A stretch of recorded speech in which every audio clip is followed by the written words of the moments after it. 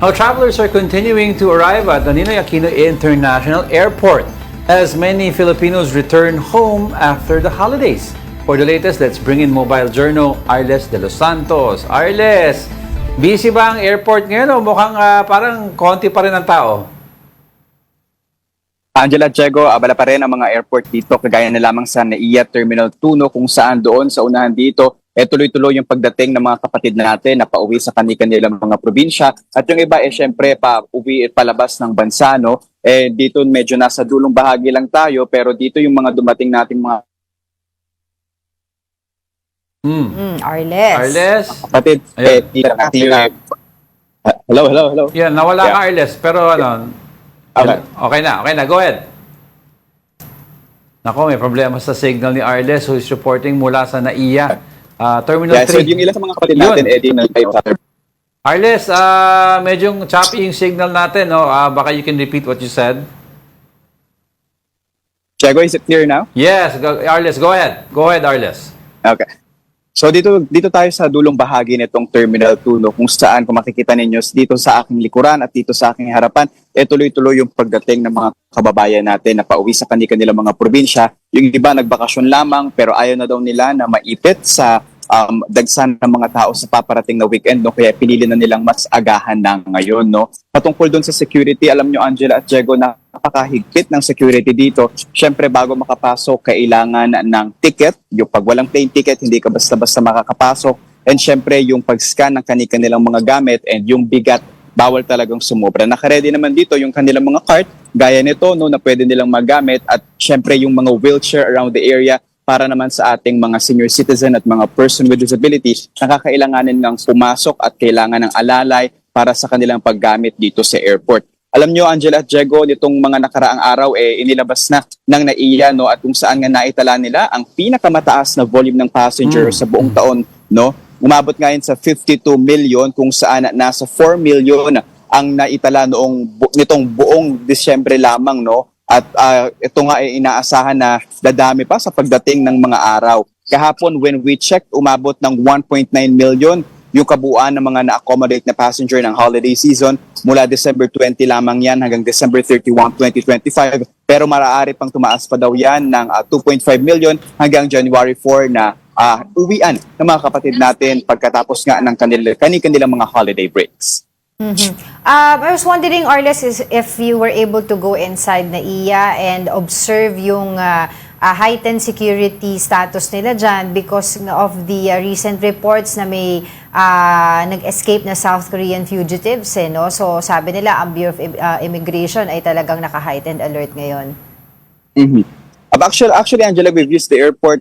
Halos kaparehas pa din naman yung sistema. Hindi ka basta-basta makakapasok at least dito sa Terminal 2, no? Sa Terminal 3 kasi, last time we checked doon, pwede ka namang makapasok pero limited access lang din. Bawal ka doon sa check-in area. I think that's prerogative naman, no? Pero dito, punong-puno pa rin ang mga paalala. Bawal mag-bomb joke, bawal magdala ng mga mapanganib na gamit, bawal yung ibang mga liquido and any substances, sa talagang sinisilip yan, no, ng mga security dito. And yung kanilang enforcement ng traffic ay talagang tuloy-tuloy pa rin at kapansin-pansin. Bawal yung mag-stop ng mas matagal, dapat mag-unload lamang ng mga gamit, and then kailangan mo nang mag-proceed. Then doon sa loob lalo, bawal yung walang mga visitors pass or yung walang mga access, yung mga walang ticket, hindi ka talaga makakapasok. At least dito sa Terminal 2 ng NAIA. Arles, I don't know if you na-observe mo yung sa mga, you mentioned kasi drop-off points, no? Yung mga drop-off points, paano ang direksyon ng kotse nakaharap? Kasi if you remember a few months back ba, yung may na-aksidente na yung kotse dumedire-diretso, namatay ata yung bata at saka yung nanay, no? Sabi nila, they will correct the way the cars are facing sa drop-off kasi the last time we traveled, nakaharap yung car sa entrada ng terminal. Sabi nila, gagawin nilang parallel. Actually, Diego, ito, at nasa harapan natin mismo kung paano sila mag-drop off dito, no? Meron na silang mga boxes. But I think yung bollards na naalala natin, I think sa babang area pa yon, sa babang area yon. But dito medyo mas may gap na, no? Ito, may nakita tayo dito mga boxes hanggang doon. And then yung other car, pwede naman siya doon dumikit sa isa pang car. Pero yan, kagaya niyan, may guard and bawal magtagal. Kailangan mo nang umalis agad pagkababa mo ng mga gamit. Until doon yan, sa base 23 hanggang 25 talagang binabantayan ng mga guard, bawal magtagal at kailangan umalis na agad-agad. Oo nga, bago yung boxes, Arlis. Saka, oo nga, parallel na sila. Kasi the last time we traveled, nakaharap yung muso ng kotse dyan sa may sa may bollard na may supposedly kung may Sa bollard. kabila yun eh. Oo. But yung boxes, bago yan Bago yan. Oo. Pero yung bollard ba, napansin mo ba doon sa kabila, okay naman na siya, napalitan na? Kasi I remember during that accident na binabanggit ni Diego kanina, nalaman nila na parang, di ba, hindi siya talaga nakabaon doon sa semento. Oo, nakadikit lang ata Kasama yan sa mga titignan natin dito, Angela, sa pag-iikot natin sa Terminal 2. But at least right now, ito talagang dumadami pa yung mga tao rito na dumadating. Madami din actually naghihintay sa baba ng kanilang mga kapatid at kamag-anak na darating. Yung iba mga galing domestic travels. So far, wala pa namang naitatalang delayed flights. Everything's on time. May mga expected arrival. But at least for the bollards and other safety measures dito, sisilipin pa natin yan maya-maya lamang. Arles, how's traffic around the area? Napansin mo ba? Maluwag pa rin kasi kanina, so I don't know pag dyan maluwag pa rin or may build up na rin?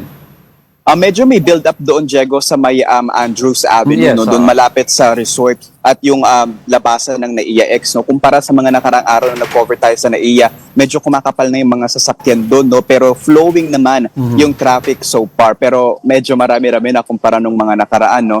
Nga din kapag ka dumiretso doon, papasok ng Terminal 2, banayad na ulit yung daloy ng traffic. Strict na rin, nagbabantay pa rin doon yung mga MMDA, ilang airport police para nga masigurado na walang magbabarang traffic at tuloy-tuloy ang pagpasok ng mga pasahero ng NAIA dito. Okay, so always ang reklamo ng mga pasahero sa NAIA, yung pagbalik nila dito, yung pag-aantay nila ng kanilang mga luggages, 'di ba? Dahil sometimes hindi alam, naiiwan yung luggage nila or ang tagal umikot ng baggage carousel. So, may insidente ba tayo ng mga ganong reklamo this time around? Kanina nakausap tayo, Angela, ng ilan dito kagagaling lamang mula sa kanilang probinsya. Medyo may ilang minuto na hintay daw, but for them, they don't mind it naman kasi madami daw mga pasahero and minsan nagko-coincide din yan sa mga eroplano at iba pang flights na dumarating dito, Pero titignan natin mamaya kung mas mabilis na ba talaga, kung may changes pa. Kasi kung maalala nyo, ang haba nun paikot-ikot lagi siya. yung cause of delay. Oo. And of course, kung kabababa mo lang ng airplane, tapos nalingatan mo yung gamit mo, kailangan mong maghintay ulit ng ilang minuto bago umikot yon.